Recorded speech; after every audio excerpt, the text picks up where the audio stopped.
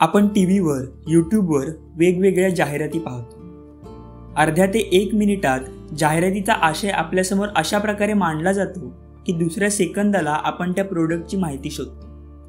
पण कधी असा विचार केला आहे का, अवघ्या अर्ध्या ते 1 मिनिटात आपला आशय लोकांसमोर मांडणाऱ्या जाहिरातीच्या लेखकाला यासाठी काय परिश्रम घ्यावे लागत असतील? एखादी गोष्ट विस्तृत सांगण्यापेक्षा तिला अगदी एका ओळीत प्रभावीपणे मांडणे अवघड असते.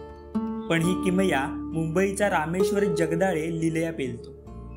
लालबाग परळमध्ये लहानाचा मोठा झालेला रामेश्वर जगदाळे याला लहानपणापासूनच लिखाणाची आणि फोटोग्राफीची आवड. पुढे त्याने हा छंद जोपासत त्याला आपल्या उदरनिर्वाहाचे साधन केले. फक्त जाहिराती लिहून आणि फोटोग्राफी करून कुठे घर चालतं का, असा प्रश्न अनेकांनी रामेश्वरला केला.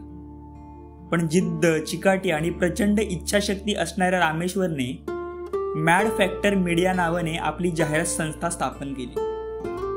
सुरुवातीला 10x10च्या खोलीतून सुरू झालेला प्रवास ते आज भायखळासारख्या भागात रामेश्वरचे स्वतःचे आलिशान ऑफिस आहे.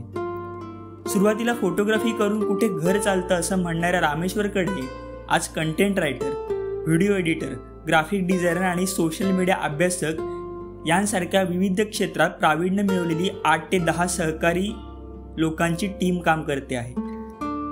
त्याचा हाच प्रवास आज आपण जाणून घेऊया.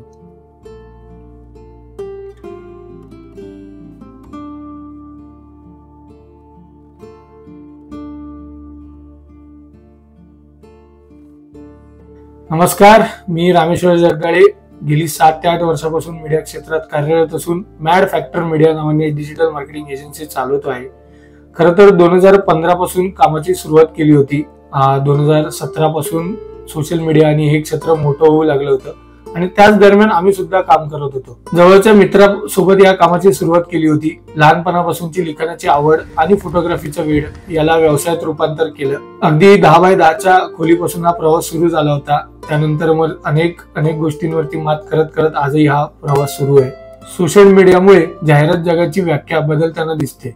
आज अनेक छोटे मोठे ब्रँड सोशल मीडियामुळे आपली प्रोडक्टची किंवा सर्व्हिसची जाहिरात करताना दिसतात आणि त्याच ब्रँडची मार्केटिंग टीम म्हणून आम्ही काम करतो आहोत. मात्र हा प्रवास सोपा नव्हता. लॉकडाऊन, त्यानंतरची अनेक संकट यावरती मात करत करत आजही हा प्रवास सुरू आहे. एखाद्या प्रोडक्टला किंवा एखाद्या सर्व्हिसला लोकांपर्यंत पोहोचवण्यासाठी त्याच्यासाठी एक अनोखी आयडिया शोधणं, त्याचं क्रिएटिव्ह लिखाण करणं आणि ते शूट करून व्यवस्थित लोकांपर्यंत पोहोचवणं, मग ते रीलद्वारे असेल किंवा टीव्हीतल्या जाहिरातीद्वारे असेल, अशा पद्धतीने लोकांपर्यंत पोहोचवणं हे आमचं काम असतं. हेच नाही तर एखाद्या ब्रँडसाठी सुंदर डिझाईन्स बनवणं, त्यांच्या एखाद्या प्रोडक्टचं पॅकेजिंग करणं आणि त्या ब्रँडचा चेहरा मोहरा बदलणं, अशा पद्धतीचे सुद्धा आम्ही काम करतो. त्यामुळे आम्हाला नेहमीच पडद्यामागचे कलाकार म्हणून सुद्धा ओळखलं जातं. तसं बघायला गेलं तर आमच्यासाठी दररोजचा दिवस हा फार नवीन असतो.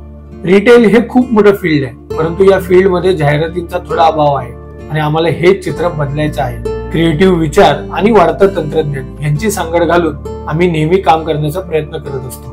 वरून हे फील्ड फार आकर्षक आणि छान दिसत असलं तरी इथे दररोज तारेवरची कसरत आहे. ब्रँड अनेक अपेक्षा घेऊन आमच्यापर्यंत येत असतात आणि त्यांच्या अपेक्षा पूर्ण करून वेगवेगळ्या पद्धतीने काम करून देण्याचा आमचा प्रयत्न असतो.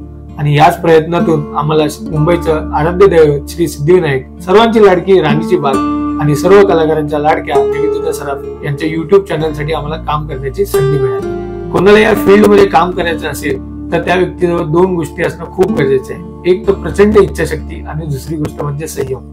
आज काम करायला घेतलं आणि उद्या यश मिळेल असं इथे होत नाही. सातत्य आणि तुमचं काम या गोष्टीतूनच तुम्हाला पुढचं यश मिळत असतं.